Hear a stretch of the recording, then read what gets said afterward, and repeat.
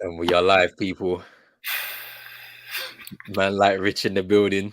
This is giving us throwback vibes to earlier on this year with the AFCON.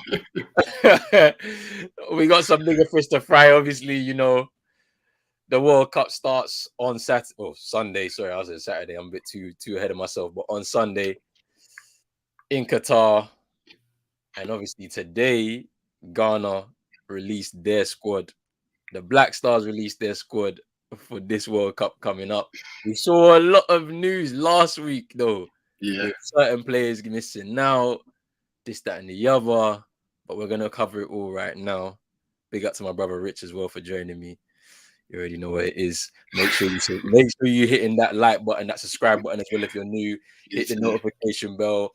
We're co-streaming this on either of our channels, so wherever you are right now, hit the like button. Share that out with your friends, your family, and all of that good stuff there. 100%. There's a lot to talk about. But Rich, I'm gonna let you kick off in it. Like, if you've got the squad and just throw it up for everyone, or if you want to read it out, it's up to you, bro. Let's do this because we need to dissect this one properly, bro. We really do. I'm gonna read this out. All right. So bear with me. Oh, that picture's terrible to read from. I should really have had it uploaded. Goalkeepers. So you got Nuruddin, Ibrahim, and Asizigi. Obviously, Wallacott got injured.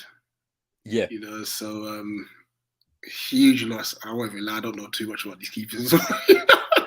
So I know Lawrence Atizigi's he's been in the setup before.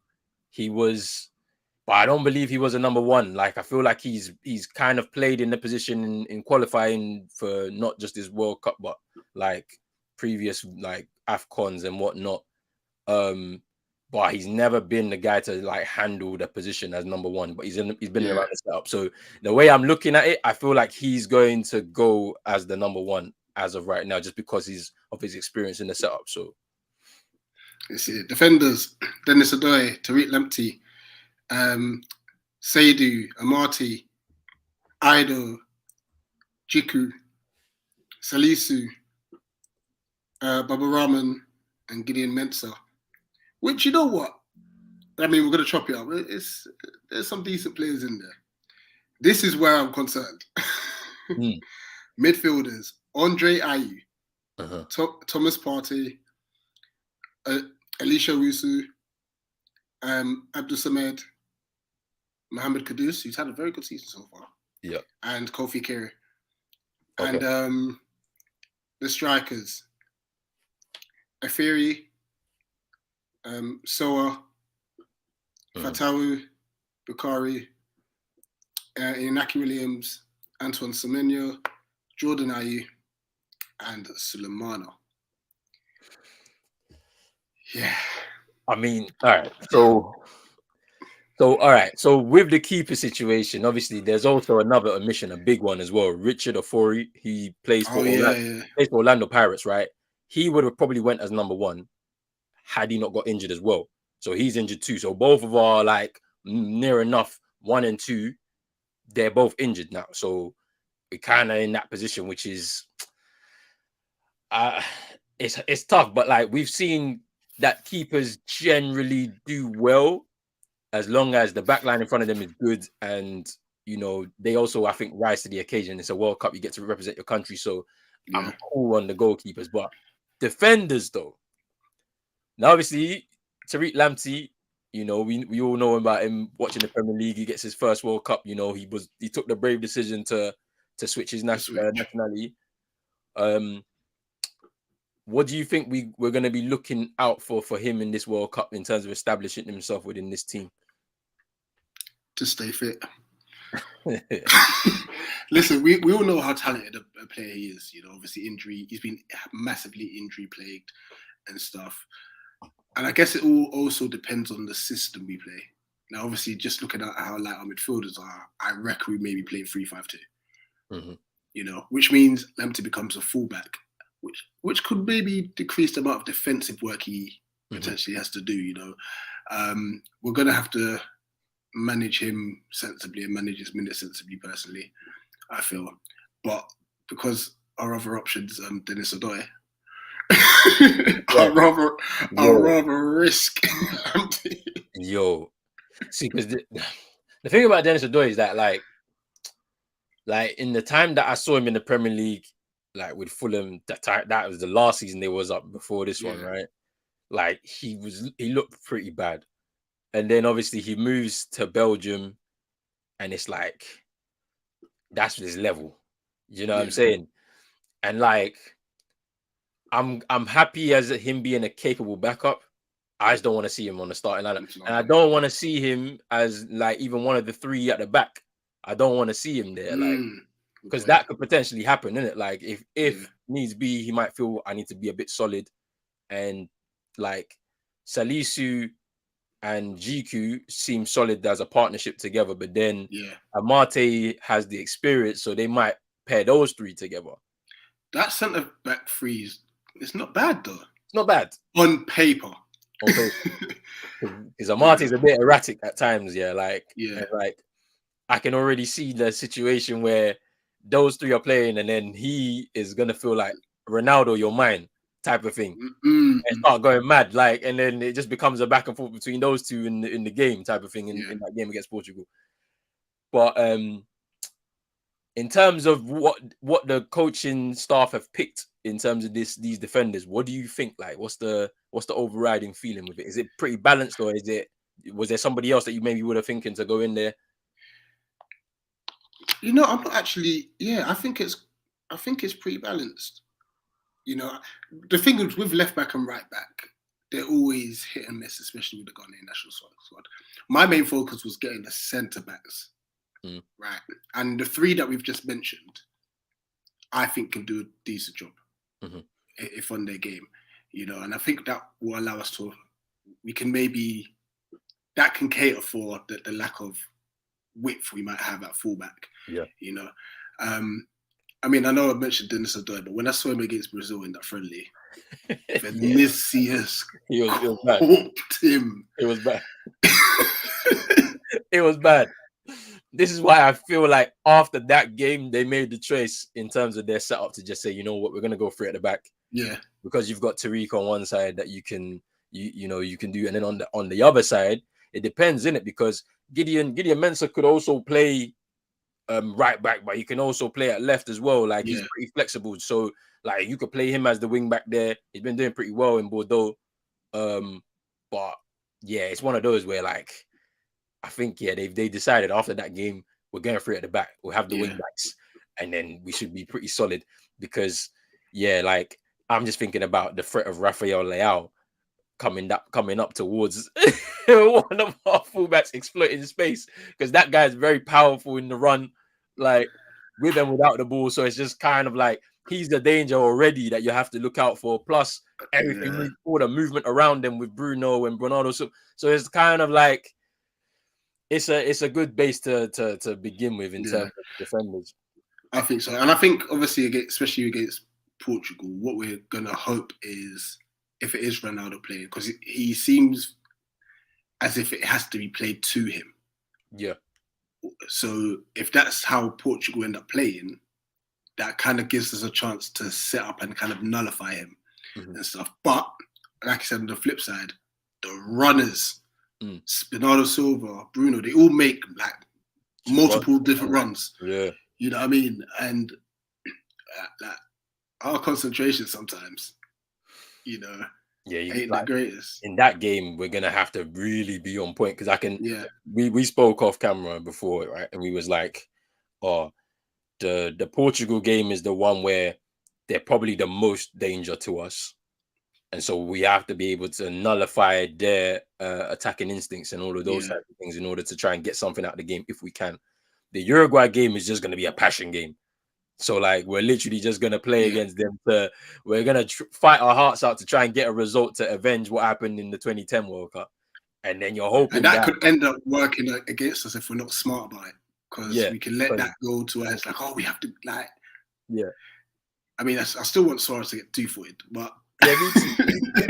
I can't wait for that game, because that's going to be hilarious. Because it's like for some of them people in that squad, and even like some of the coaching stuff, they were part of that squad that lost to Uruguay in the 2010 World Cup. So it's like there's gonna be a lot there, and I feel like it's more about fighting than it is gonna be about playing good football. To be honest with you, they're gonna tell them to fight on the pitch. I'm telling you, like, because fight for everything if you can, but someone's getting sent off that game. Oh yeah, someone 100% is getting sent off. Like, I can already see it happening. Like, I can see just bad blood. Literally, they're just and the way that the media are gonna hype it up and all of that, turn it into this grudge match and all of this. Yeah, someone's getting sent off on that day. But talk to me about Mohamed Salisu, because obviously, prior to all of this, like, we were all kind of up in the air in terms of like whether he would ever switch or whether his relationship wasn't good. Yeah, whether he'll play for Ghana at all. So. Are you happy to see him in the squad? Like, finally, like I am because he's had a few ropey games this season. Let's not forget he's playing for Southampton and stuff. Obviously, we saw him live and direct when he came down to Selhurst Park, and it wasn't one of his best. But he seemed like he was the one that was trying to initiate every sort of attack. So what I like about him is he does look to get the ball forward quickly. You know, he's one of our better ball playing defenders. You know, so if we can do that, I'll be happy. And you know what? I don't mind him even driving forward with the ball if we've got someone like Thomas Partey. If he can bring and Thomas Partey, you better none of this injury nonsense and try to rush back to get to Arsenal. None of that nonsense. Yeah. If we get the Thomas Partey as he's been playing for Arsenal like this season, he can just tuck in if need be. Yeah. You know, and allow Salisu to carry the ball and stuff. So, yeah, I'm definitely happy. Because it's one of the departments, like I said, centre back. We were short. Yeah, we were very, very short. You know, and like I said, it allows the fullbacks to be a bit more expressive. You know, because we've got decent enough cover at the back. Yeah, and I think Ziku is pretty smart with his positioning. Yeah. Obviously, and he's a threat aerially as well. He is a threat aerially too. I mean, Salisu is like he's got the pace in terms of recovery. He's strong to tackle himself.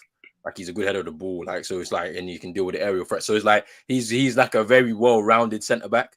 Like, and it's just, you don't want to hype him up too much. Yeah. You don't want to hype him up too much, but he's like, this could be the potential platform for him to like launch himself into the world stage, where people who watch the Premier League may see him, but because he plays for Southampton, you don't play. You're not watching them week in, week out. He could potentially launch himself onto the world stage now with some good performances for Ghana here.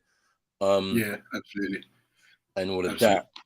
How about yourself? Any omissions from the backline that you're thinking? It's pretty stacked, to be honest with you. Like, I can't really see who else would have come into this squad. I can't really think of anybody right now, because like even Baba Rahman is in there, right? And like even with him, like he's had a fair like difficulty with injuries over the last like several years. Obviously, I believe he's still a Chelsea player right now. I was about to ask. I think he's still a Chelsea player, but he's on loan. Let me just get where he's actually on loan at right now. Because where is he at? He's at Reading. So yeah, you know who actually missed out here?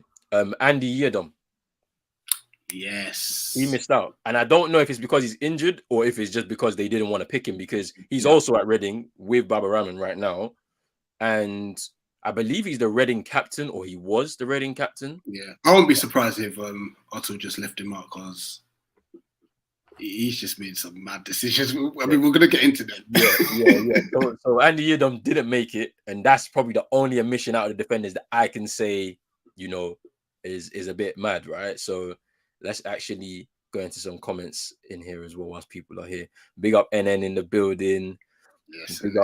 Big up Louis as well. Big up Sammy. Big up yourself.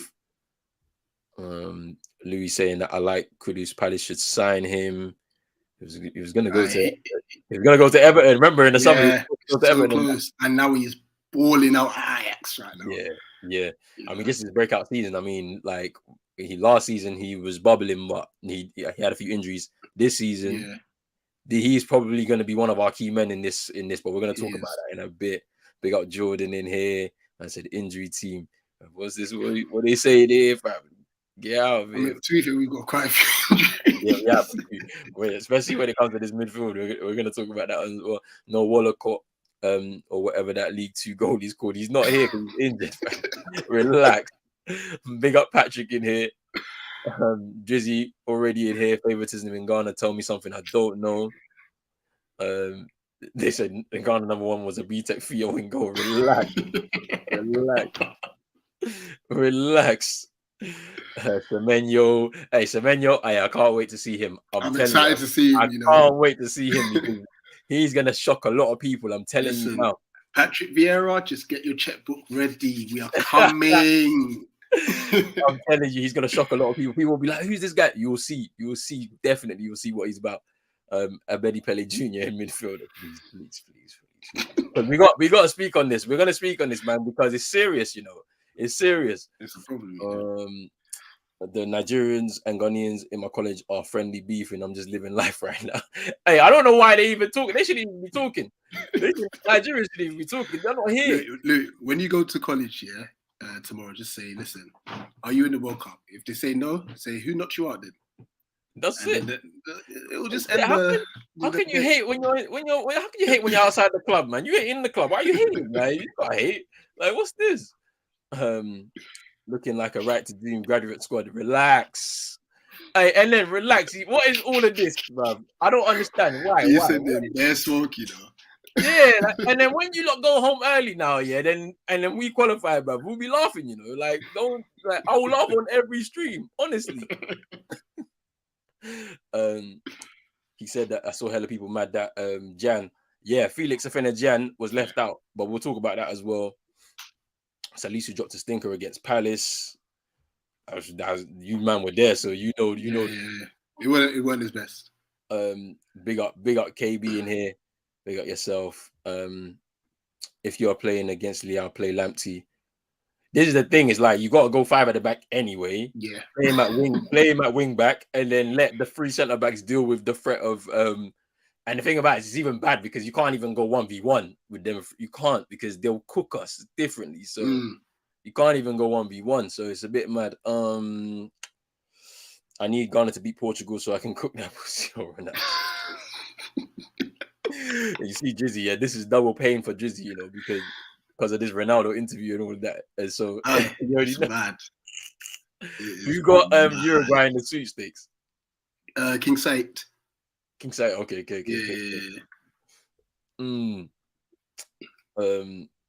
It's easy to play against Bruno. Give Sulemana versus Dallo. My guy Dallo, he's gonna cook him. Hey, thing about Sulemana, injuries have kind of stalled him a bit this season. So I'm surprised he made it into the squad, even though he's one of our top talents. He hasn't played a lot of football this season, so I don't know. I'm glad he got picked, even though he was injured, to be fair. Yeah. I mean, look, at the end of the day, you take all your threats, isn't it? Like, it's you've got to. Like, you've got to anyway. Like, you only have like a short window to do what you need to do. But all right, let's move on to midfielders. Still. So as you mentioned, we are light. Andre Ayew, because the way they've done it here, like they tried to put some forwards into this midfield thing, and it's like, no, you can't do that here. Because I'm looking at it on one of the Ghana websites, and they tried to push it together, and it like, no, you can't do that. So in terms of the midfielders that I know, it's Andre Ayew, Mohamed Kudus, Thomas Partey, Daniel Kofi Chire, because he's gonna play in midfield. I feel like he's gonna play in midfield. To be fair, he does give us legs. Yeah, in that midfield. To be fair. Yeah, because I think about it, he can play as a 10, he can play as an 8. Like, so I don't think he's not a forward. He could play out on the left or the right. He can, but I just don't think he's going to be able to do that, in all honesty. Then he's got Osman Bukhari, Daniel Free Barnier, and that's because I know Kamal Soa is a forward. So is Antoine Semenyo, so is Ishaku, and so is Sulemana. Do you know what I'm saying? So they try to bunch them all together into one squad, into one midfielders. It's not that. Like, so out of those midfielders, like, obviously you said it's light, but like, so then what is that? Obviously indicates that we're going for the 5 at the back. It must do. It must, because we stacked up our defense big time. You know, I mean, obviously with our front line, I guess there's a bit of flexibility there. If we are going to do 5 across midfield, then 2 of our wing forwards could play that in that 5 as well. But you're really looking at, well, hopefully, Partey, Chire and Kudus as the starting 3. You know, allow obviously Kudus and Chire to just rotate and float and do what they do. Yeah. You know, Thomas, stay where you are. Just stay there. You know, like I remember, like he used to be one of them kind of midfielders for Ghana. Yeah, like he would play like he's like a number 10. Like he wanted to be the guy to affect things. Even in the game against Nigeria, the game we won to get here, right? He scored the goal because he like broke forward from his usual kind of sitting role and scored that goal. Like so, I'm not mad with that midfield 3 that you've named, though. To be honest with you, I think it's fairly balanced. I think Chire is very intelligent, like as a footballer. So like he can play a role where he can even sit himself and dictate play if needs be. Yeah. So I'm not too mad at it. But we also are missing the Mallorca midfielder Idrissa Baba. He's injured, and the thing about it is that he was injured a little while ago, but is actually close to recovery. Apparently, they said that he was like 7 to 10 days away from being recovered from his injury, but they didn't pick him at all because they just didn't want to risk like taking a place for somebody in the squad from somebody else because of somebody who's just getting fit. And obviously, we watched him in the game against Nicaragua, so it's a bit unfortunate for him to miss out on I believe it'll be his first World Cup as well. Yeah. Another name though, I'm gonna mention to you, Wakaso. He's also missed out on this squad. What do you think about that? You know, I'm not too mad about this one. I'm not too mad because the one thing I was worried about is we're already dealing with it with the Ayew brothers, that we're just going to pick the 2010 players. Like even what's his Asamoah Gyan was trying to twerk to come back. Like, you know what? I was actually scared that he was gonna get into this squad. You know, I'm not gonna lie to you, like because obviously when I hear that Afena Gyan is not in the squad, I was like, don't do it. Yeah. Don't put his uncle in this, please. I beg, please don't. I was scared, but yeah.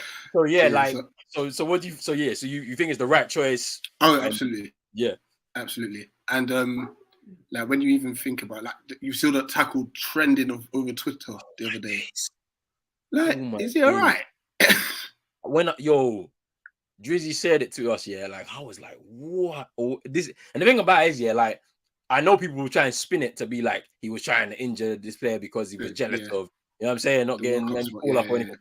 But like, it's actually wild that you would do that to your countryman who has a chance of potentially getting into the squad, yeah, and you would do that like literally weeks from the tournament. Like, it's actually madness. It's mad. It is mad. But you mentioned the Ayew brothers. We'll talk about Andre before we talk about Jordan. What do you feel about his inclusion here? Just put him on the coaching staff. You know, like we're holding on to them, but like, you know, in all honesty, with Jordan, I'm not his biggest fan, but I would honestly say he's had a very decent season for Palace. Yeah, you know, I'll give him that. Andre's just there. I've not seen him do anything really and such. And I guess my biggest qualms with that, if you're going to do that, then bring along Jeffrey Schlupp as well, then please. For a bit of experience, especially if we're light in midfield. Yeah. You know, we're very light. So I would have personally put Schlupp over Ayew, but that would have, anyway, the uproar in Ghana would have been mad. Yeah. You know? And they would have probably thrown Otto Addo out anyway and such. Listen, we'll get to the coach, but I just think he's going to set up us so defensive. Like, and that's my biggest fear because we've got some decent attacking players. Yeah. But then like, no, but you know, you say about like leaving, you would have left him out. Yeah. How long are we gonna go on with them in and around the squad for? Because because you see, Andre's playing in Qatar, I believe now. So like, I seen a picture of him on social media saying how he checked into their pre-training camp for this World Cup, early, and they tried to picture it as dedication. I'm like, but bro, he lives like literally like an hour away by flight. Like he went to Abu Dhabi, like because that's where Ghana are based on themselves. Yeah, and I'm like, that's not dedication. That's just because he lives closer than everybody else. Like, do you know what I mean? Like, but how long does it go on for? How how long are they gonna be around the squad? Like, because this is getting ridiculous now. It's too much. It's too much. Listen, I hope this is their farewell tour. You know, and yeah, Heaton, you've just got to keep trying to attract more of these young talents and stuff. In fact, I even hope he just takes over the coaching role. Honestly, and I know we complained about the GFA. Nothing's going to be done. Just they're corrupt, and we just have to accept it. Unfortunately, you know. But yeah, it is what it is, man. Yeah. I mean, that's the thing. I'm a bit like, I understand why they picked him, because it's more for like motivational purposes. I believe he's the captain going into this anyway. So he will be leading the team out, which is even like a bit weird to say, because it's like, where do you play him? Because is he going to be a part of that midfield three? Who misses out? Like, it's a very interesting scenario that like the coaches put the squad in, because if we're saying that they're playing a three at the back, and then like let's say we'll put the team together, like at the end of the show, what's our preferred 11, for example, yeah, like if you're playing three at the back, you already know who the three centre backs are. You already know who the goalkeeper is. You know who the wing backs are. In midfield, there's a dilemma, because you can't leave out Kudus because he's having a really great season at this point in time. You can't leave out Partey as well, because he's actually full of confidence with Arsenal doing so well in the league and whatnot. And then there's one more squad place in there in that midfield that you would say is up for grabs. And it's like, who is it going to be? Is it going to be Andre, or will it be Chire? Because like, I prefer Chire just because I feel like he's performed well in the Ghana shirt when I've seen him. Yeah, I feel like he'll, from a technical standpoint, I feel like he's better than Andre. Andre will provide you the work rate and the kind of like the passion, and the heart, the hunger type of thing. So it's like, it's a very tough one to go through with those two. And then in the forward line, and we'll get there, but there's also, I think Inaki's already solidified his role as a central striker. Yeah, and it's the wide players really who the options are mad though. There are options. So I mean, if we move on to that now, the forwards. Yeah, just before then, actually, go on. Pencil. Yes, Jonathan Pencil. Yeah, so Joseph Painsil got Joseph Painsil got left out, which is also a very surprising move by the coaching staff, because one, he's been very, very highly rated by the setup, first and foremost. He's also played a lot of games in a short space of time for such a young player, and like, to get this kind of disappointment is a bit tough for him. What do you think about it though? I think that's the reason why Andre is in there. Now, in all fairness, like I said, this whole thing's corrupt. And because we're going to try, I reckon we're playing five at the back, someone's had to be sacrificed, unfortunately. And it seems to be some of our attacking players. To think that Pencil's not going, Felix ain't going. Some really good attacking options there. You know, not saying that we don't have any good ones already, but you got to pick on merit. You know what I mean? And I don't think it's been done. So, I mean, but then you say that, but then Kamal Soa, who's been playing for Bruges, you see some of the games he's been playing in the Champions League. Like, he's not been called up by Ghana before, but he wins his call up because of the performances that we've been seeing in the Champions League. So it's one of those where it's like, I feel like there is a bit of influence from the GFA, influence from the coaching staff, and then some players have just literally getting picked off of how they've been playing, and they've been picked on merit. Yeah. So, you know, it's a very, because obviously you like look at Inaki Williams, for example, like he's someone that like he's still scoring goals for Bilbao, like he went on that long stretch of games where he wasn't even injured. Do you know what I mean? So he shows reliability as well. And obviously, it's a very interesting situation because obviously his brothers decided to pick Spain. His younger brother decided to pick Spain, and he's decided to pick Ghana in this instance. What do you think of that situation as well? Like with Nico Williams deciding to pick Spain over Ghana, because we all thought that he was gonna join the His Ghana brother, team. yeah. His brother. I guess it's no, he's highly rated at the minute, like highly rated, you know, and he's probably thinking at this moment in time he can get a shot. And if he does get a shot, fair play to him, you know. But then Inaki thought the same thing, you know, and I think it was one tournament he had one game, if that, you know. So I just hope it's not a case where like 2 years down the line, 4 years down the line, he's thinking, oh my gosh, like I'm not getting any more minutes for Spain, and so on and so forth. Let me switch over. But listen, we'll take whoever we can get. To be fair, you know, we can't be too big-headed and stuff and say, you know, as long as they would willingly want to play in AFCON as well. Yeah, I think that's a big deal.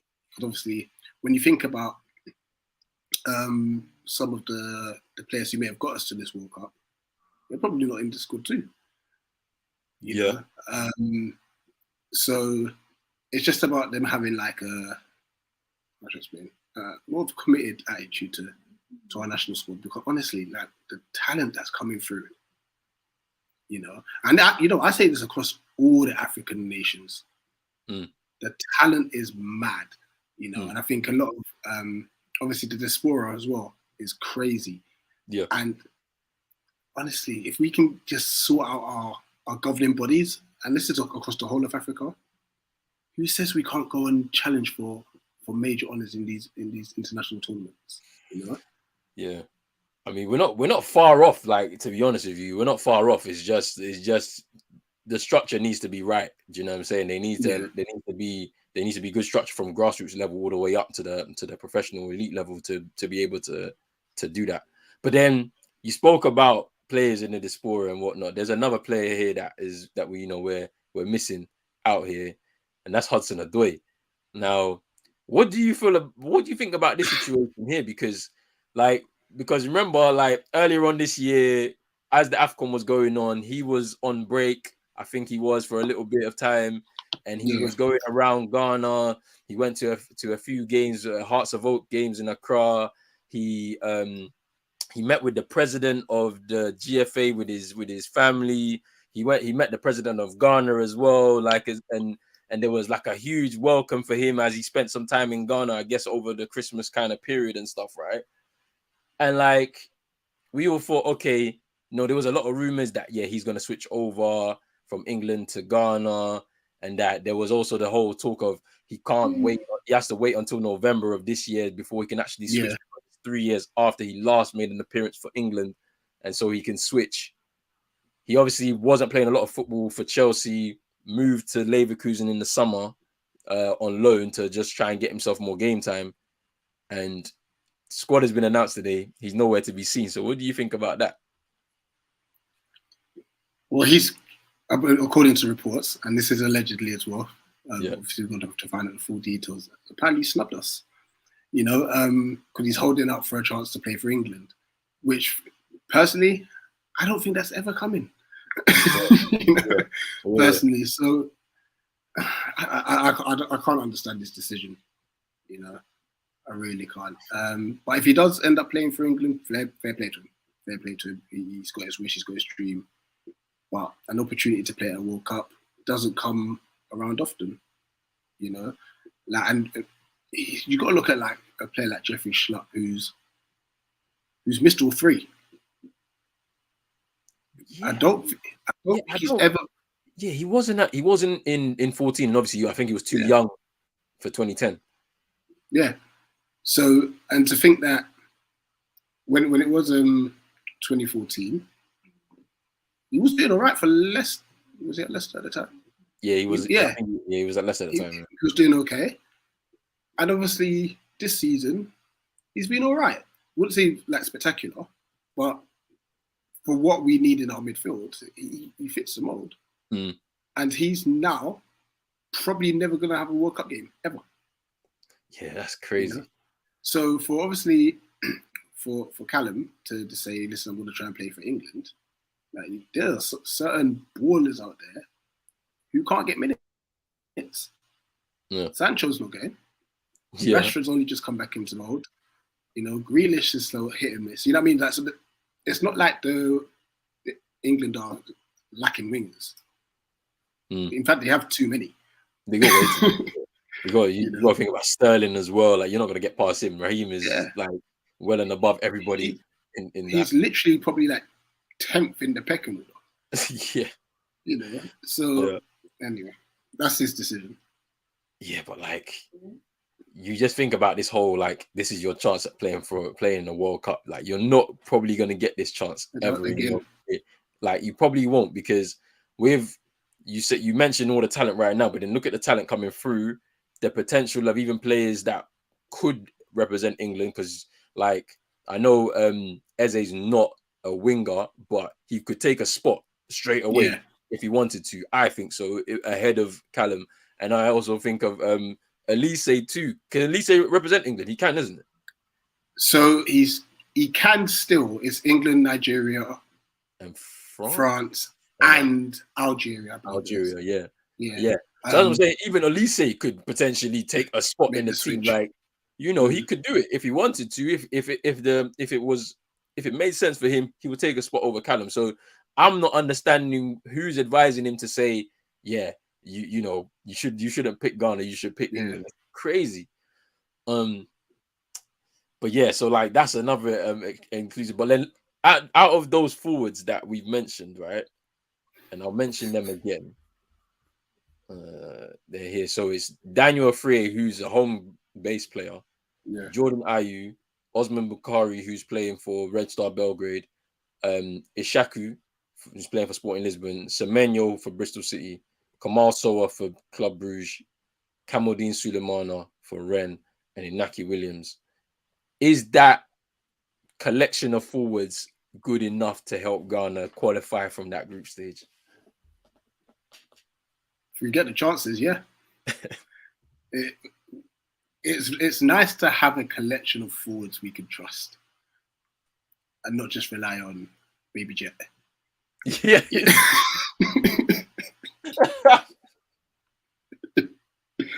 You know, obviously, I reckon our number 9 is going to be Williams. Yeah, stuff. I would have liked to have Felix be number 2 and stuff, but Semenyo's in there, so I'm not mad. I'm not mad about that and stuff. And then it's literally Sulemana, Bukhari, and Ishaku are like the next for the wing positions. Yeah. Like they're number 3 for 2 spots.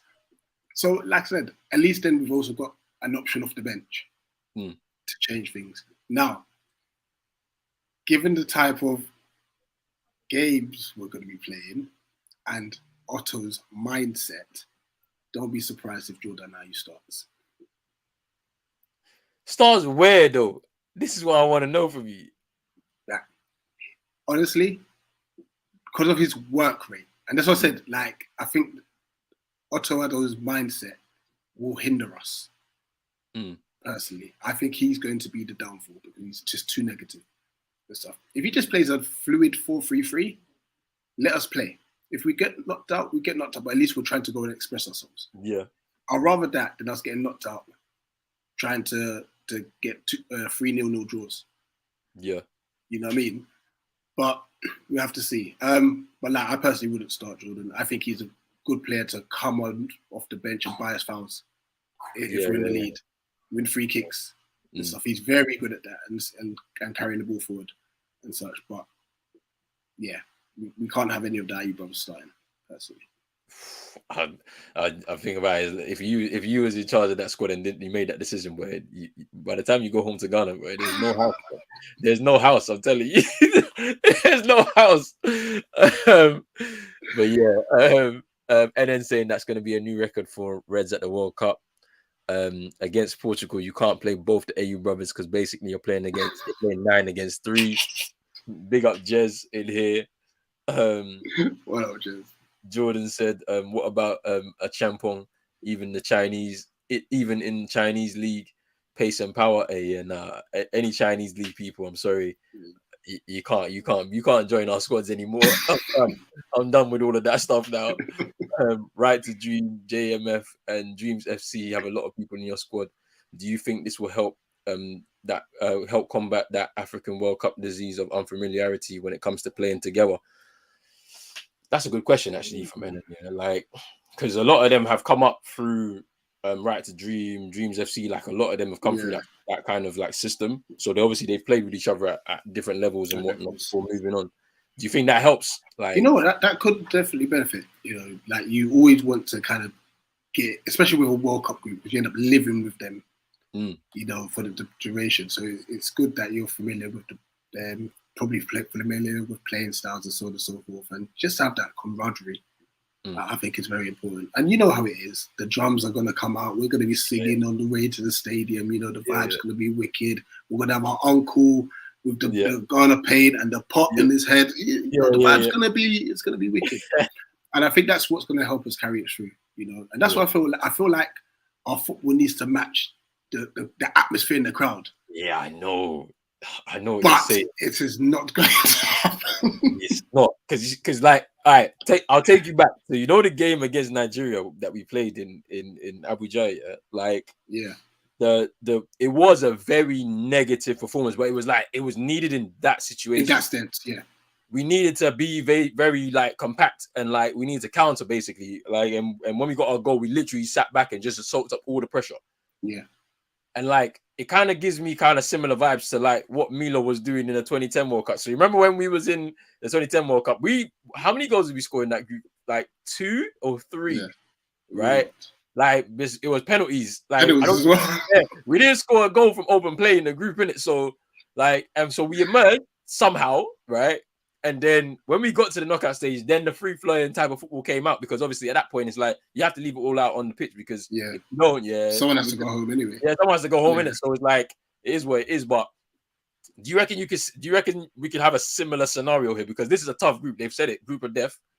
We have to kind of navigate the games a little bit carefully, because if we go too open against Portugal, they'll palm us, right? We already know what the Uruguay game is about, and obviously with Korea, it's a bit of a dark horse kind of thing, because it's like we know about Son and a few other players in their squad, but they're always technically proficient, like in terms of and they're fit. Yeah, and they're very. They can run. They can run, so it's like they'll match you for work rate or outwork units. So it's like it's a very tough like group here, and it's like the negative tactics could work in our favor if it's like employed correctly. Do you know what I'm saying? Yeah. But what I mean by it is like no one's expecting us to get through this group, by the way.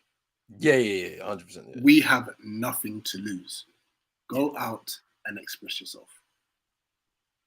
Please, just for those 3 group games, just go and have fun, express yourself, play the good football, show your skills. Because obviously, like our players, we're all across Europe now. Yeah.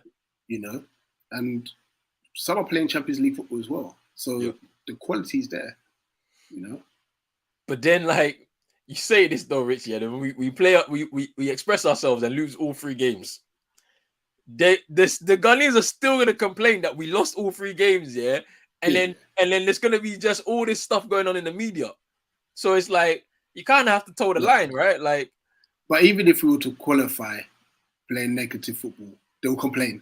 So we just have to accept the complaints that's gonna come regardless. Because that's the thing. That's why I feel like Otto's in a tough position, because everyone's calling him negative. People are saying that how, like, you know, he used to be a team scout.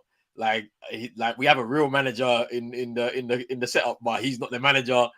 And like at the same time, he's the guy that got us here, innit? Like we can't even like. He's someone that came in a very difficult situation. With literally 2 games. He had 2 games to basically prove himself, and he did. Essentially, he got the mission done. No, like, but that's where you've got to give him the golden handshake. Thank you for your work. You know, get out of here. But then my thing is, who's the manager then? Because I was optimistic when I saw him and I looked at the coaching staff, the setup that they put together, that little advisory team. I was like, okay, Chris Hughton's going to be there as a bit of a mastermind because, you know, he's a very experienced coach at like high level. And then obviously Boateng, who's a UEFA A license holder. Like, obviously he's played in the Premier League. He's coached at high level as well. Like, you know, like in many different setups. Aston Villa, I believe he's still at Aston Villa. I don't know if he's I think he's part-time at Aston Villa and Ghana, So at least he's got some good level of experience. And the other two players in there, other two coaches in there have played for the national team, so they know the setup very well. So I was thinking, okay, and people think Otto just come out of not random anywhere. Like, he was born in Germany, but he played for Ghana. He actually switched and played for them in the 20s. And obviously, he was doing all right for Dortmund at the time as well. Yeah. So he had his moments. And that's the thing, when I look back at when he had Dortmund, like, cause obviously he had a very good spell, he had a really bad spell. Yeah. But when I looked at how Dortmund were playing, and maybe this is because Dortmund have a way of playing and not much changed, but they were still very expressive. You know, he let them play. And I'm just, all I wanted from him is just let us play, please. Boy, big up Eric in here. That's my brother. Oh yeah. Big up Richard brother in here, man. Big up. Big up Bobby as well in here. Big up Super Nick as well. Big up yourself every single time. Louis said Agent Jordan. Yes, let him bring back Semenyo with him. With the contract. All these Niger man are trying to hate hard. I had to humble them. Yeah, come on, you have to do it, Jez. Every single time they talk, I'm telling you, man. Every single time they talk, just to let them know, don't hate when you're outside the club. I'm telling you. I'm telling you now. Nigerians got rejected from the club. They bought a cheap suit from Oshiman.com. And then you're a funny guy. Oh, that's funny. They said, have you seen Palace want Ronaldo? Bruv, take him. Take him now if you like.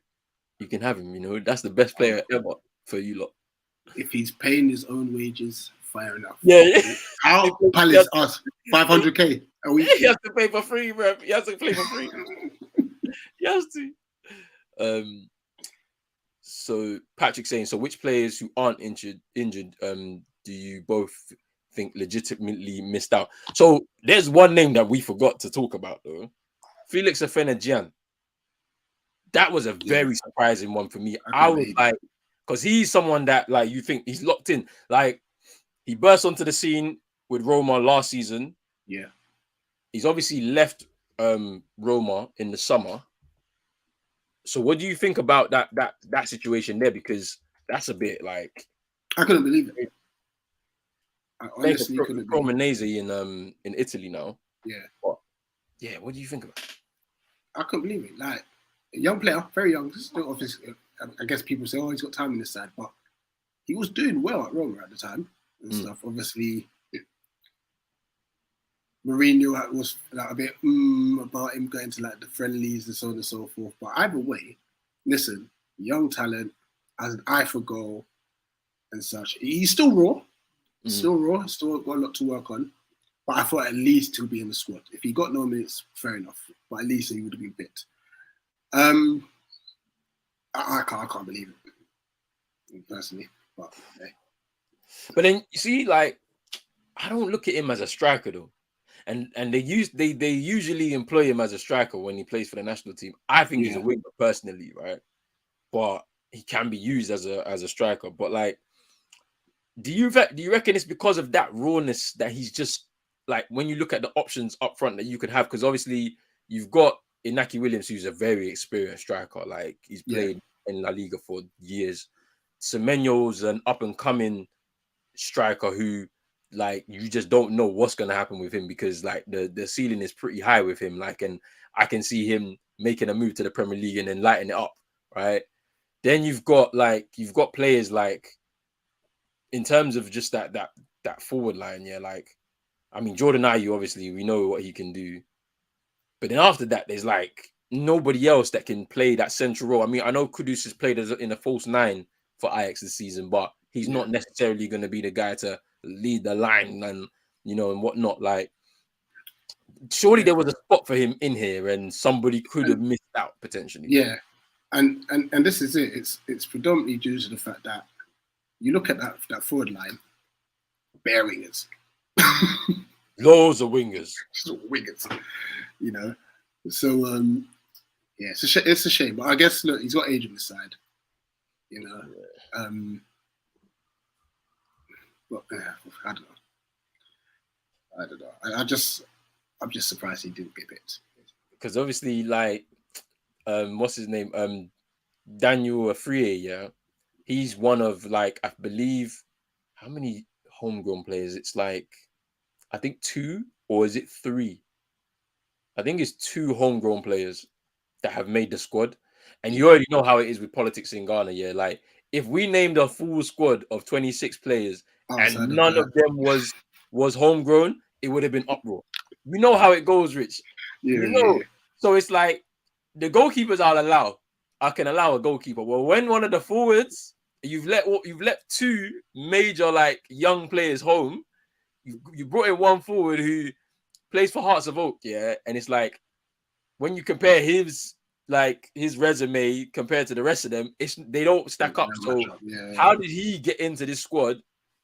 And I'm just gonna look at his stats real quick about this season, because I need to see what he's actually done this season, because that would be very interesting. So this season, how many goals he scored? Like, this season, he's made 4 appearances, because Ghana League started a bit later this year. 4 appearances, 1 goal. So based off of that, yeah, this season, let me go to last season. Let me see what it is, because the last season is probably a better judge. Indication, yeah. Yeah, because let me just. Okay. Let me look at all seasons. Last season.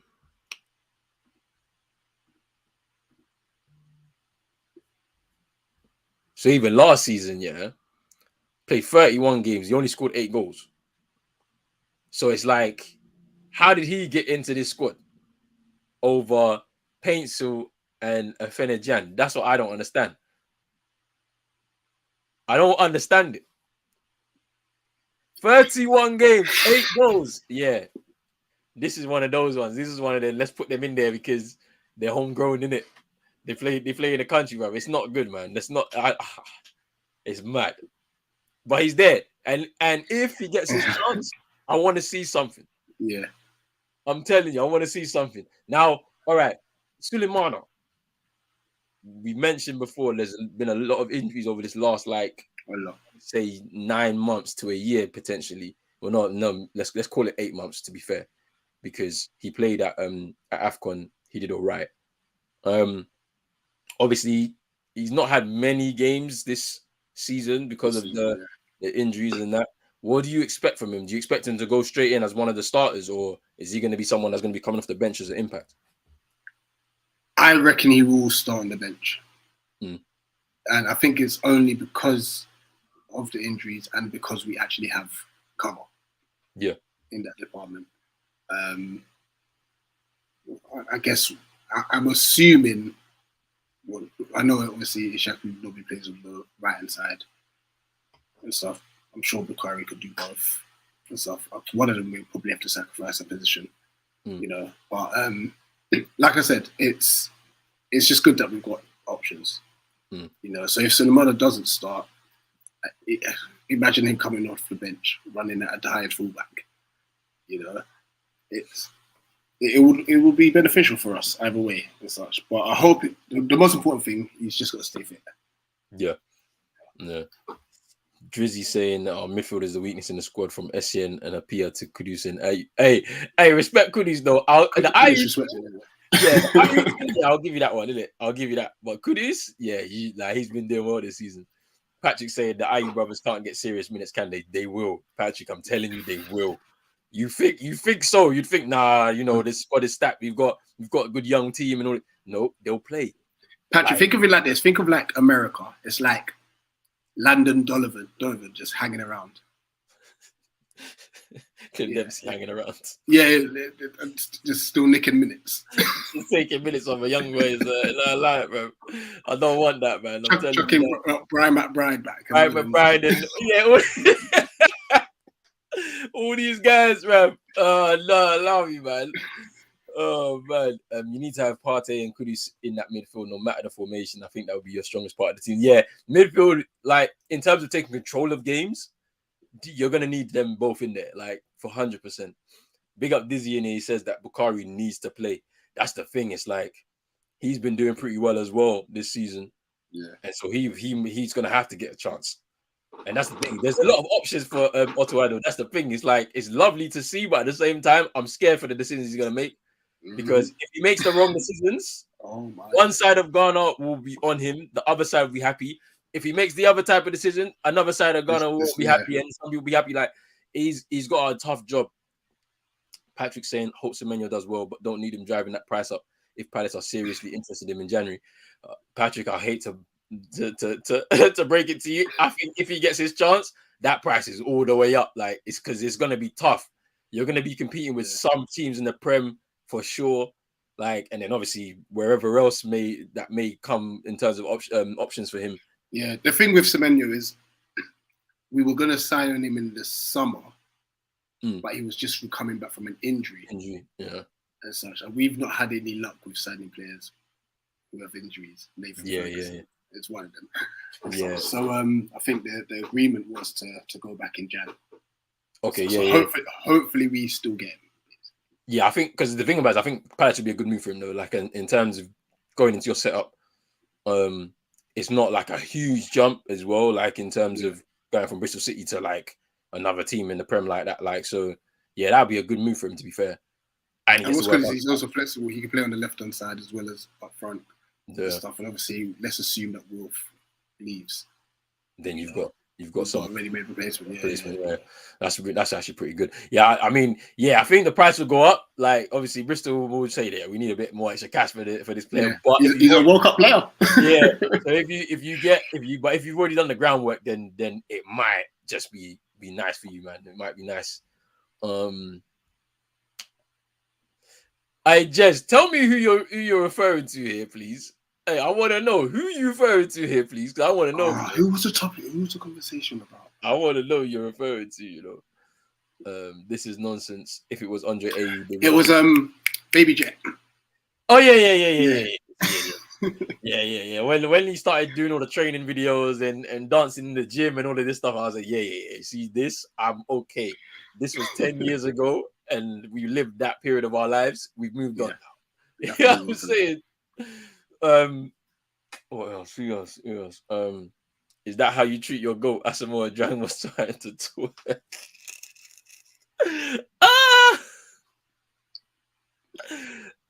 No. And then there was a tackle by Wakasu, on I want to say, who was it? I think it was Elisha Owusu in that game. It was because he plays in Belgium for UPenn. He's on loan from some team in China, I think Shanghai or something. And it was the worst tackle I've seen in a minute. It was so reckless. And we're saying to ourselves, this is literally 2 weeks before World Cup, and you decided to do that to him. It's crazy. It's crazy. Eric saying that even though he's not clinical, Jordan tracks back well, and we need his experience. For the squad, yes, I agree. To start, no, I can't agree with it. I just can't. I really can't. Nah.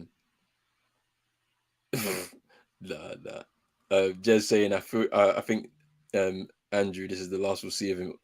Andre, probably, but we still have AFCON in 2024. I think it is now. Because it's supposed to be, it got moved, didn't it?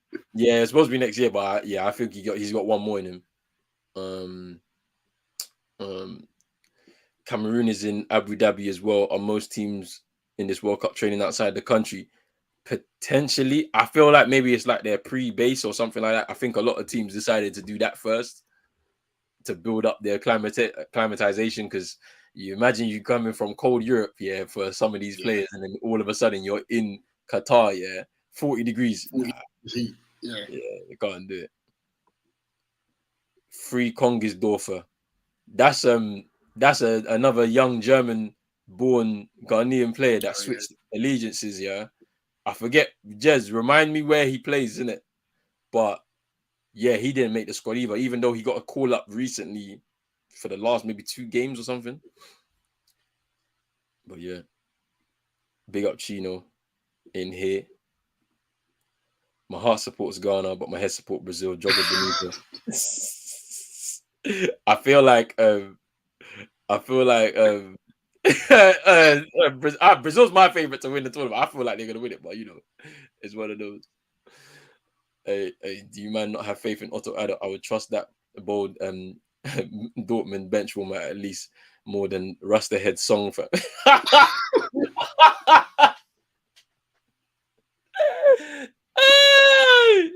Nah. And then is not happy with this Cameroon. Fire, in a minute. He's not happy with this Cameroon thing. I'm telling you now. I'm telling you. Chino in here again. He has to play on the right or left.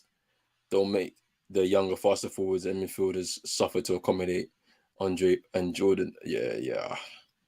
100% agree.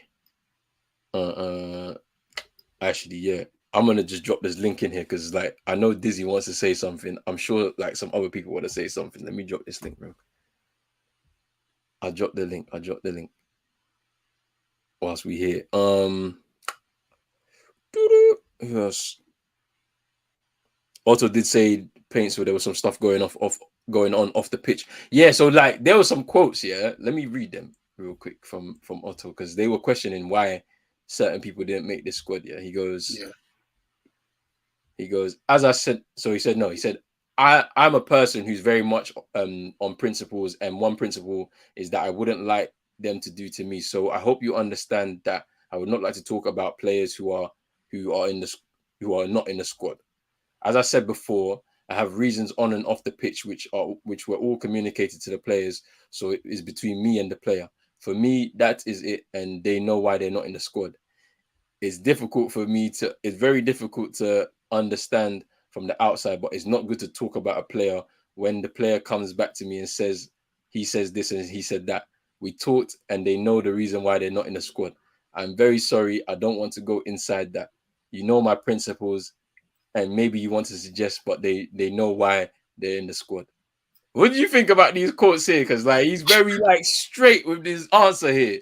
And he needed to go and speak to Jeffrey Schnapp's agent, boy, because he was pissed. He was pissed. Yo, Dizzy, what you saying, man? Hey, well on, boys. What's up? What's happening? What's up? Dizzy? What do you think about this squad? What do you think about this squad, bro? So wait. First of all, let me just say something here. It's 10:35 right now, and I'm about to say the maddest line you've ever heard. I just had Kenke with shito with tilapia at 10:35 p.m., bro. My guy. You are not sleeping, though. You're not sleeping, though. You're not sleeping, bro. I am not sleeping, bro. I'm not sleeping today, tomorrow, Sunday. I'm not sleeping at all, bro.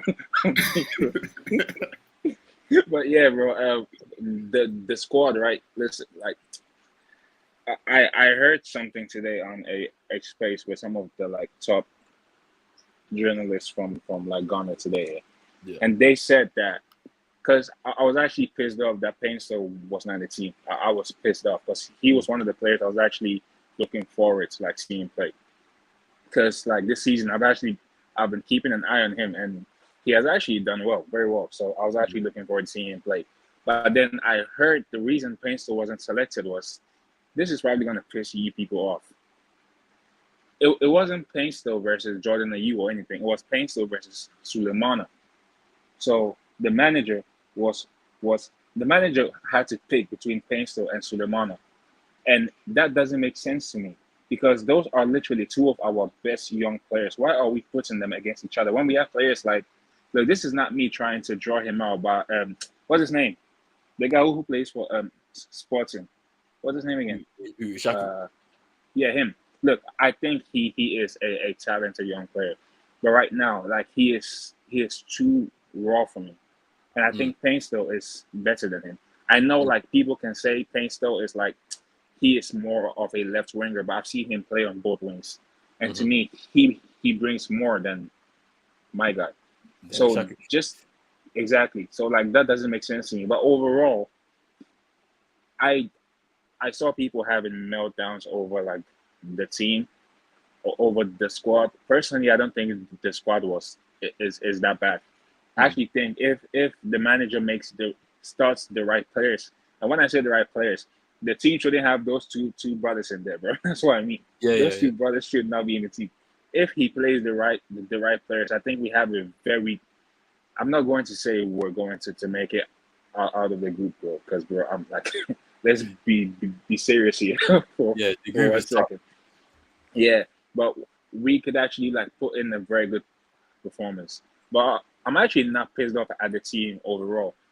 That defense for me too, I actually like it because like seeing Salisu in there, bro, that gives me so much like confidence because bro, that the game we played versus the 3-0 game we lost, who was it? Brazil, bro. Brazil, That first half, yeah, bro. That first half. Listen, yeah, I have seen my club lose 8-2 to Manchester United, 10-2 to Bayern Munich, 6-0 to Chelsea. But that first half versus Brazil was the worst performance I've ever seen in my life, bro.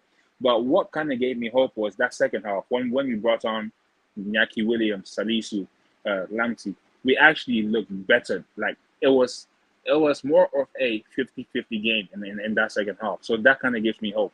But it's the hope that kills you in it. But overall, I think the squad, if someone told me we would have had this squad in January after that disaster we had at the African Cup of Nations, I would have told them you're lying. But yeah, overall, I think we have a somewhat okay squad. Maybe I would have made some 1-2 changes. Oh, and one more thing. Majid Ashimeru should have been in the team. Sorry, that's the player. In the team. That's the player that Wakasu tried to injure. Yeah, him. Sorry, I got it confused. It's him. It's him. Listen, because in my opinion, our best like midfield pivot would have been Partey and him, in my opinion. Because like, bro, like I could send you guys some clips and stuff. He is, bro, like at our most press resistant players are Tre and him. I mean, Kudus is somewhat decent at that too. But like, between Tre and him, and like that, Majid's vision is, bro. Like I still don't understand why we've never selected that guy. Maybe it's politics. I don't know. But apart from him and this guy, what's his name? The one I just mentioned, Painstow. I think we selected a very good team, and obviously without our first two keepers as well. But apart from that, I think our team is good enough to be decent. Yeah, man, it's an interesting situation with this whole Sulemana Painstow situation because I wasn't aware of that one. Man. Yeah, and it's like it was today. Why are we pitting young players against each other when there are bigger issues in the squad? I don't understand. Talk about the big issues. Talk about them. Look, we already know what the issue is, though. We know what the issues are, bro. What you saying, though, man? Let me know what your thoughts are on this squad as well, man.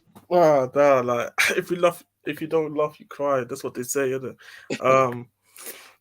To be honest, me actually really deeper, and I kind of agree with this as well. If you would have taught me after we lost to Comoros, this would be our squad for the World Cup, I would have bought off your hands. But when you really look at the talent, even that got injured and didn't get picked, or the guys that just was left out, there is something there for us, even for the next AFCON that's obviously going to be in 2024.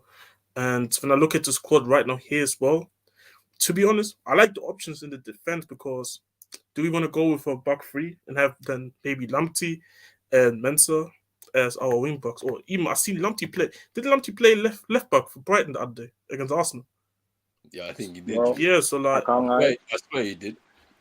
Yeah, he did. Yeah, so it's like if you really, if for whatever reason you want to play Dennis Odoi, I mean Lamptey can maybe play on the left. I personally wouldn't do that, but hold on. I rebuke that in the name of Jesus. After what Neymar did to him, I don't want to. Yeah, I'm good. I'm good. See that? See, you know that meme in the internet that you see where like there's like a nightmare. This guy wakes up. Something similar happened. We need to lay our hands on Jez.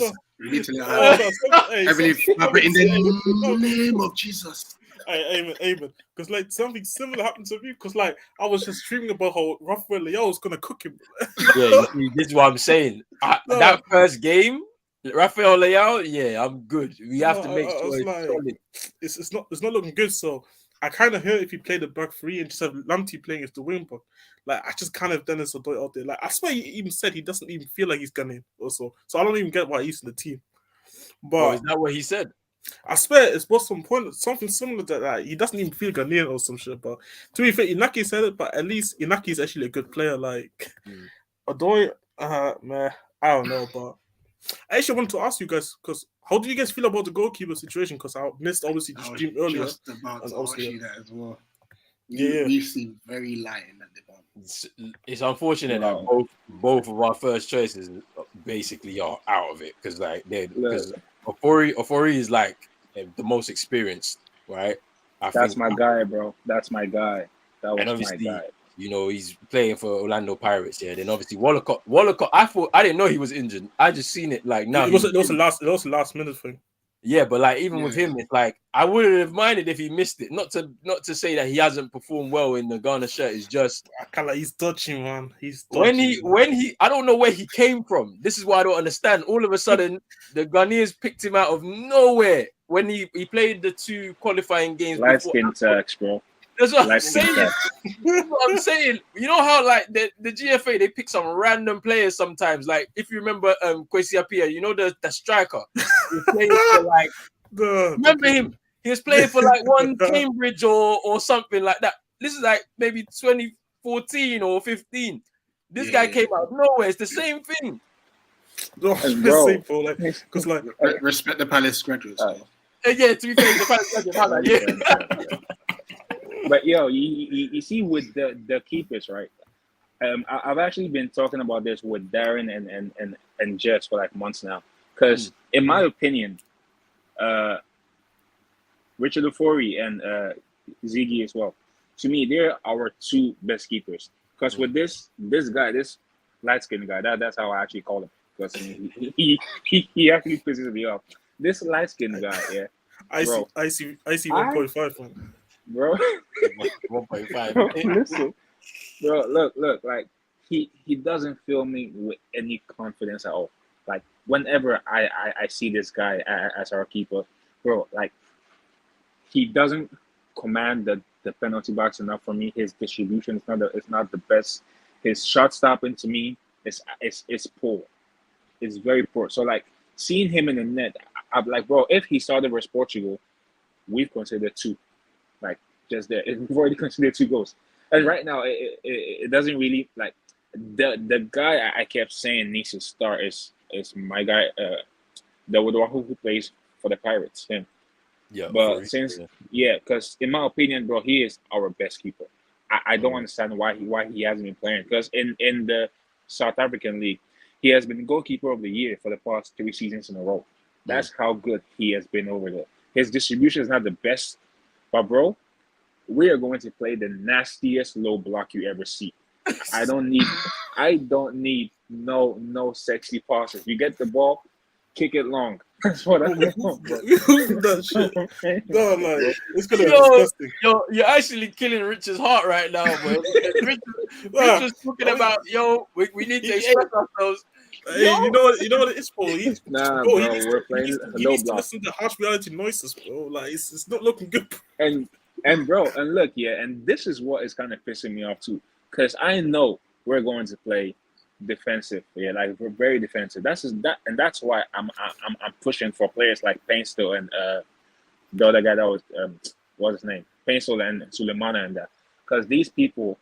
I was about to say a certain word that would have gotten your channel banned. Jesus Christ, these people are, bro. These players are actually like they're like.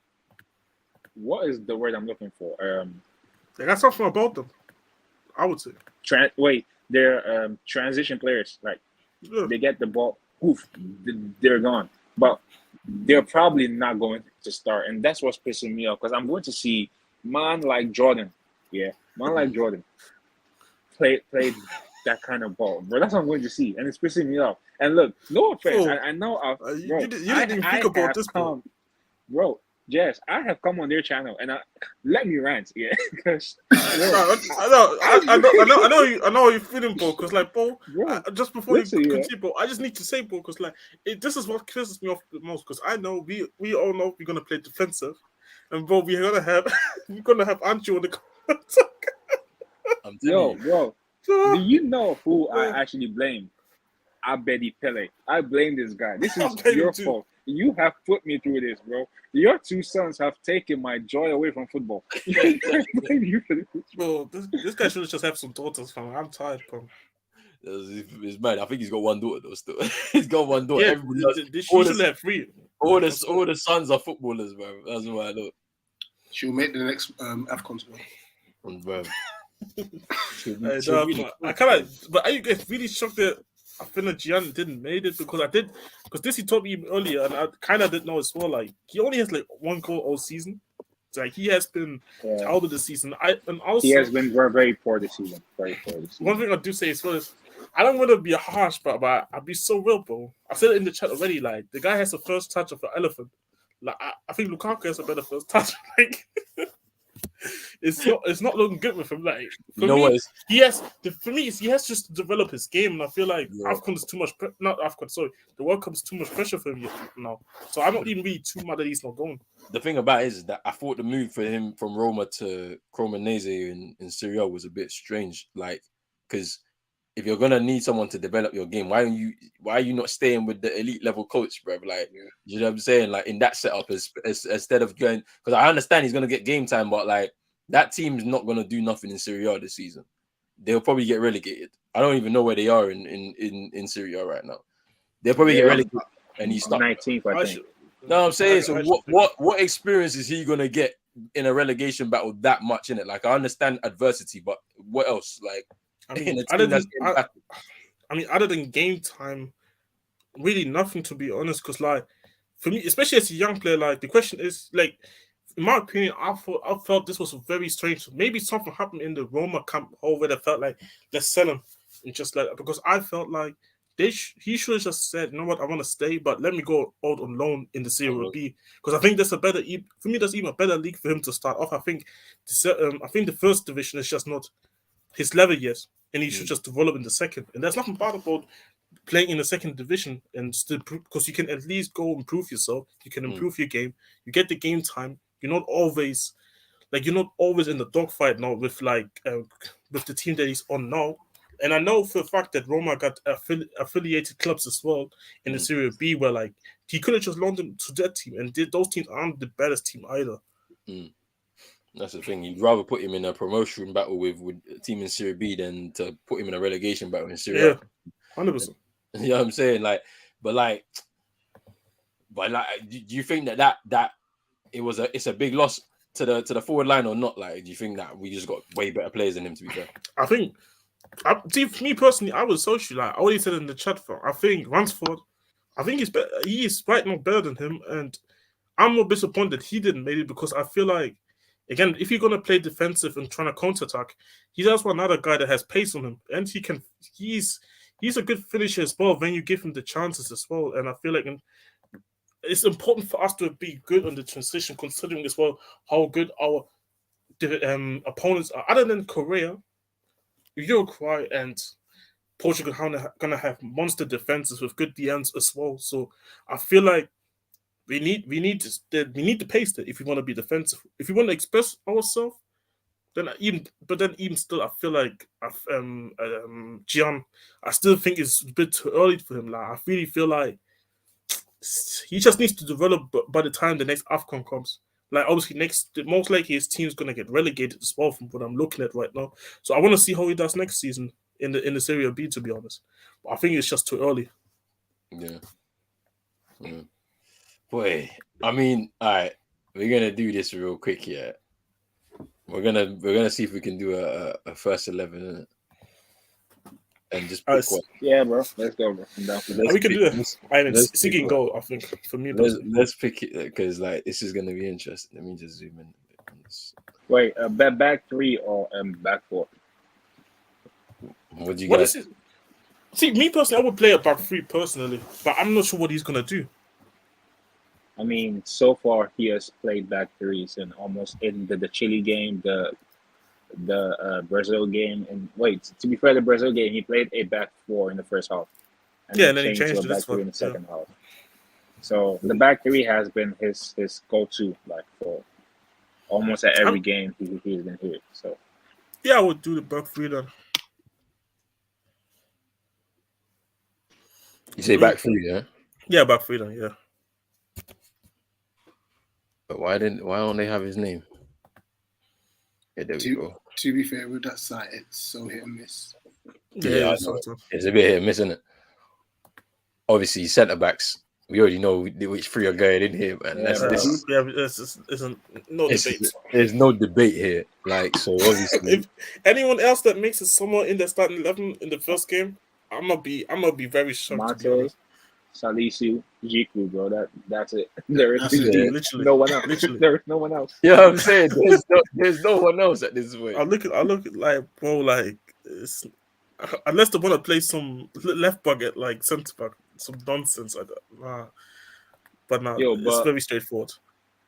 to be fair to them, they've actually, like, all three of them have actually been somewhat They've been very decent good this- this season. They've been, They've exactly. actually Like, been decent this season. like, compared to other countries, I would have told you, like, their back lines to be not that bad considering the wing backs as well if you pick the right ones. Yeah. Right wing back is gonna be Lamptey. I handed. Please, Bro, it better be him, bro. It better be him. I don't want to see. I told you already. I don't want to see Dennis Odoi versus Leao. I don't want to see that. Yeah, I already said this. I was like, Rafael Leao against anybody but Lamptey. Yeah, it's a problem. Like, and we have to go for it at the back against Portugal. We can't. No, We can't go back four, and we can't even leave 1v1 because the movement of Bernardo Silva and Bruno and all it's just long. It's just too long. Hey, Left wing back. I can't run it. Before you go to left wing back, I need to ask you, how would you feel if Ronaldo scores that dagger against us? Bro, If please don't ask things like that. He's not gonna score. He's too old. Bro, what is he gonna score? No. Roland, you've had too many jinx moments. Please. No. This one I'm sure. This one I'm sure, fam. You see this game? I'm watching this game with my dad, fam. This game, he's not scoring. I'm telling you. Listen, burn your black jersey, burn it. It's gone. The jersey's gone. It's no longer here. It's gone. Oh my days. But Ronaldo, he can't. He's too old. I just can't see it. Why do I feel like I'm not even a United fan, but I'm gonna be fuming if we let the pension score against us. Yeah, but we can't. I don't want him at my club anyway. I didn't want him for a while ago. Like, I'm cool, so he's good. You know what I'm saying? Like, but left wing back, guys. Who you thinking? Who you thinking? It's probably going to be Gideon Mensah. It's gonna be Mensah. Yeah, I believe so as well. Yeah. Yeah. Hey, man. Yeah. Quick question. Sorry, bro. Do you guys actually believe that Baba Rahman could actually have any shot starting? I rebuke that in the name of the Lord. But you see, this is one of them. This is one of them GFA moves. Yes, that's one of them GFA moves. Yeah, like This is where what I'm asking. That's what I'm asking. they will push him onto the squad because they say, oh, he's played a lot of games for Ghana and all this. Like, I'm sorry, he shouldn't even be in the squad if I'm being honest, but he's there. Like, when I talk to Chelsea fans, they don't even know he's still at Chelsea. That's what I'm saying. I had to just research quickly because I was like, yeah, he signed for Chelsea, but I don't think he's played for them too much. Maybe like 4 or 5 games.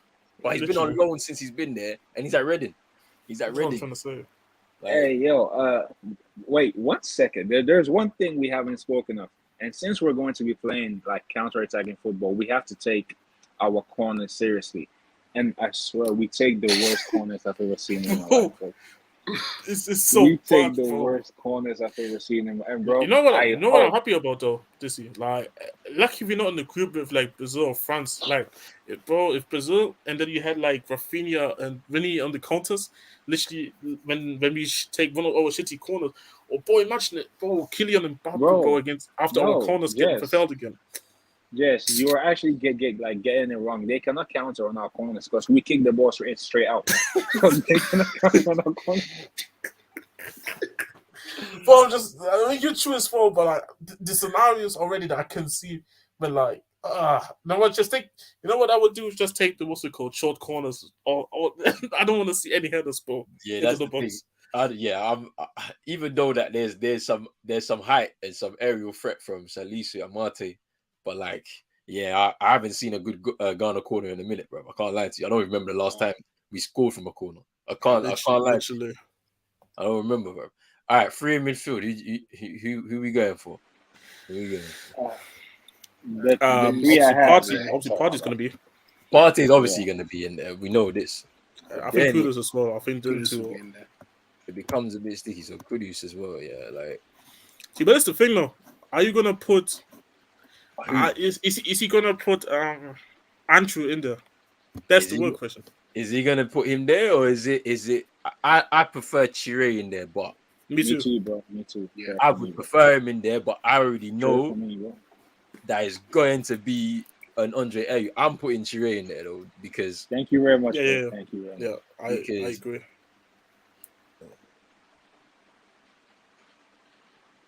Bro, all I'm seeing is PNP, bro. That's all I'm seeing in this lineup, bro. I love PNP. Yeah, no, but we need it. Yeah, bro. Fact. Hey, when you play counter-attacking football, that's what you need, man. Yeah. I even see I watched actually Mensa play the other day on Messi's side against PSG. Even though they got slapped, he didn't actually play too well as an individual. He'll be decent. Then it's two up front from here. Unpopular opinion. Semenyo and I was going to mention that if it was a 2. If it's a 2, then for sure those 2 would work. I think. You know what I'm saying? Exactly. Like, see, look, our team is way too positive to be playing this negative type of football, bro. This is what I'm trying to say. We can go and play ball with that team, bro. Trust me. Look, listen, bro. That midfield should not be playing like this football, bro. There is too much tech in that midfield for it to be playing. And actually, ball retention in the midfield, bro, and everything, bro.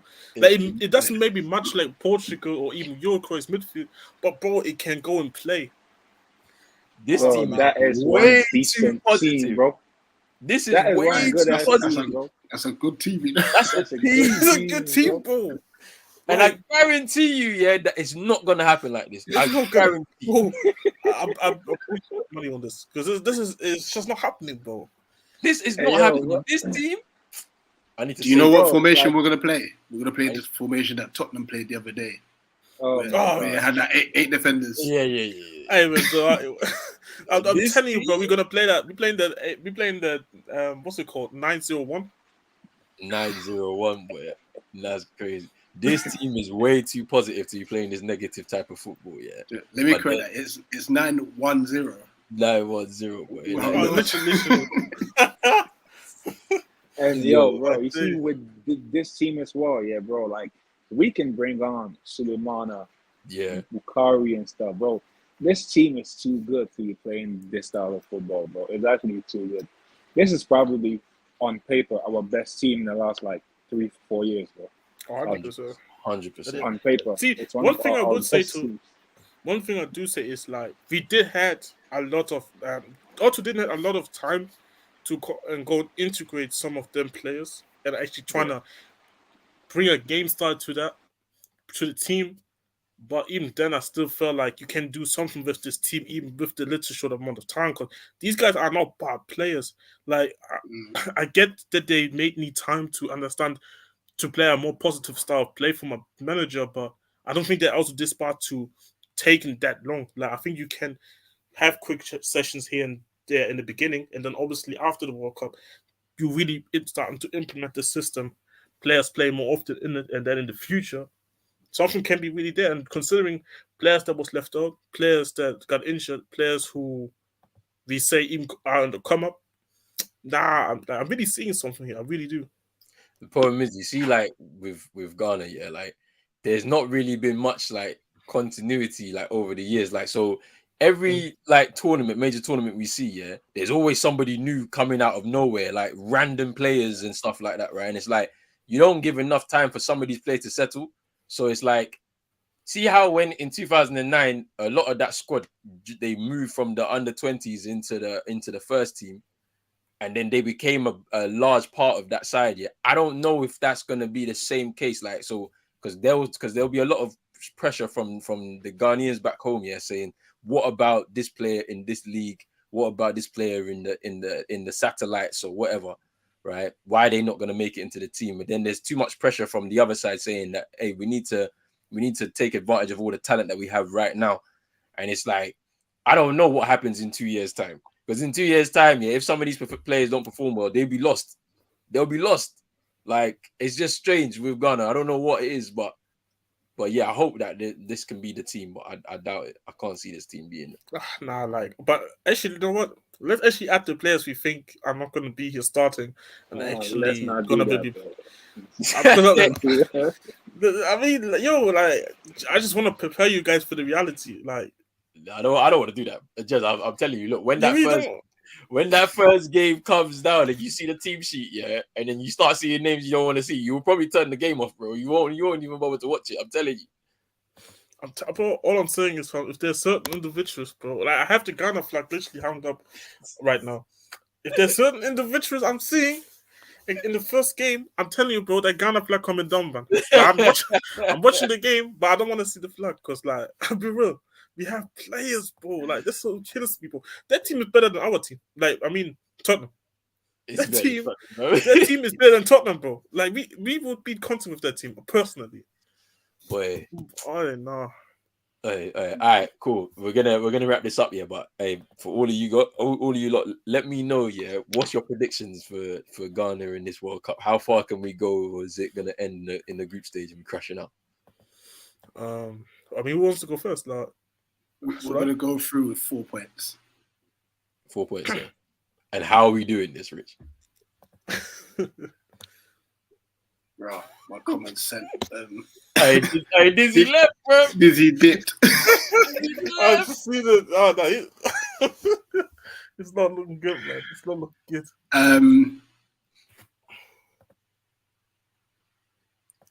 Surely we have to get one. We lose against Portugal, unfortunately. I think we beat Uruguay and then we drew South Korea. That's like you see, that's pretty decent, you know, in terms of what it could be, you know. Yes, what do you think? Oh, God, this would actually get us. I think if that happens, we get going through. To be honest, a second place, personally. But what our big check is like, I think we're gonna finish third.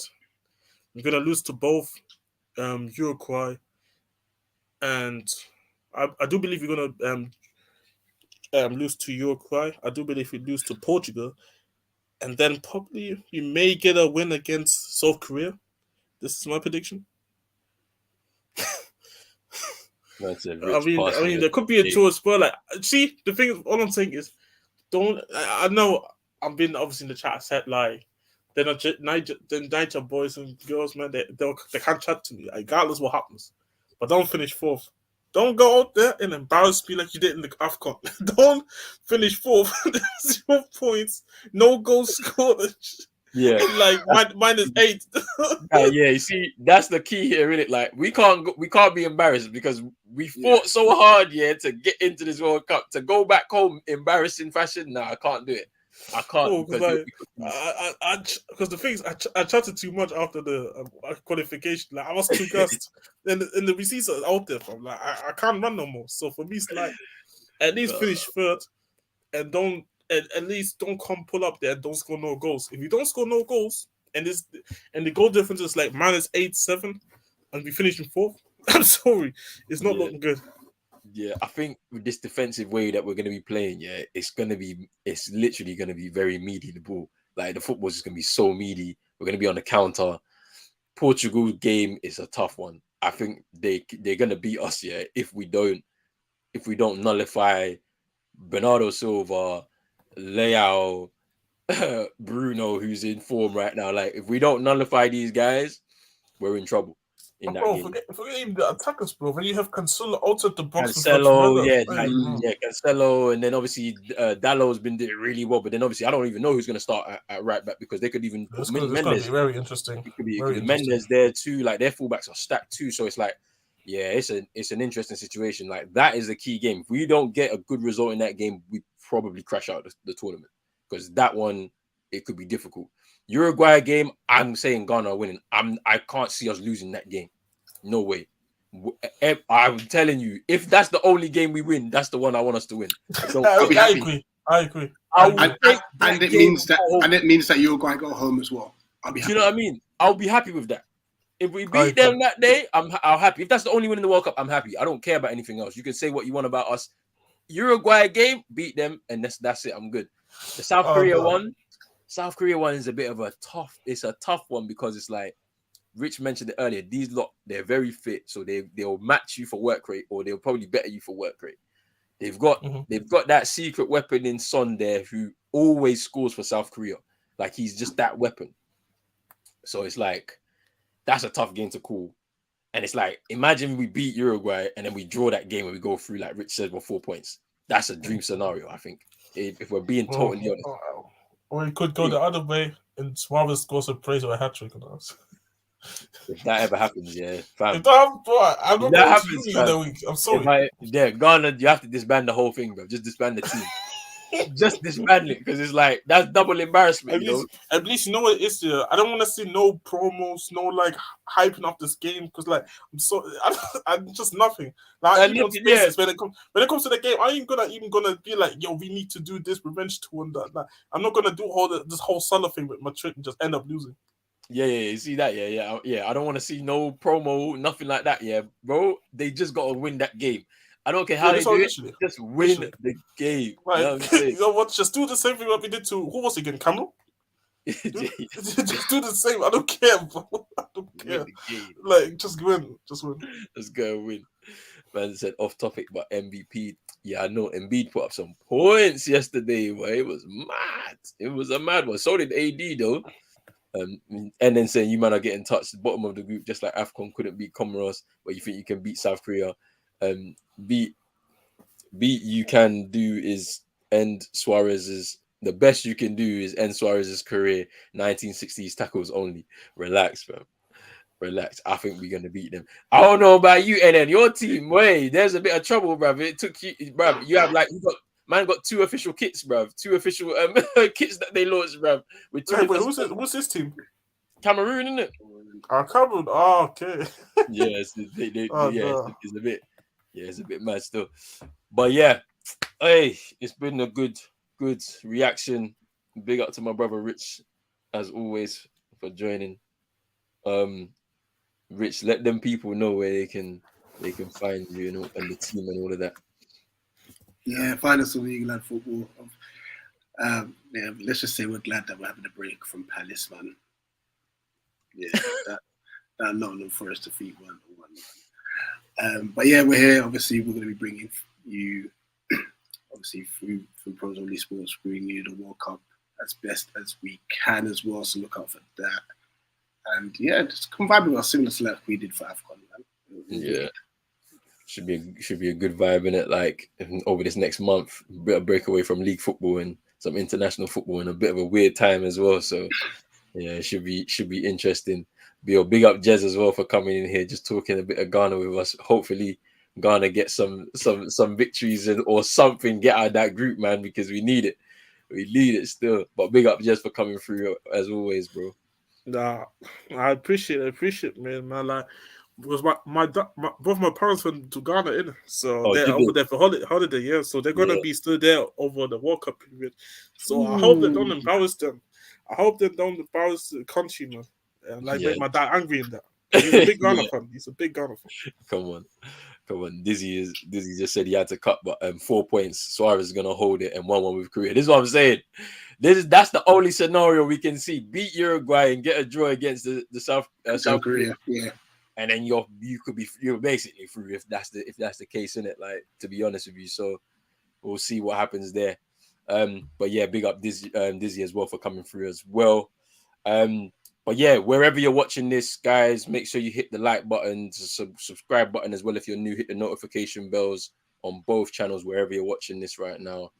And obviously, yeah, as Rich said, there'll be World Cup content preview on Saturday, and then watch-alongs from Sunday till I don't even know when the World Cup ends in December, but I think it's 18th of December or something like that. So yeah, watch alongs right throughout there. And yeah, man, let's try and bring another vibe like how we did with AFCON as well in the earlier on 100%. this year. Just a great way to end the year type of thing, and it should be really good. Some good football on display and all of that. But yeah, we'll be back in a bit, people. Make sure you hitting that like button, subscribe button as well. Follow all the socials and all of that. And we are out, people. Peace.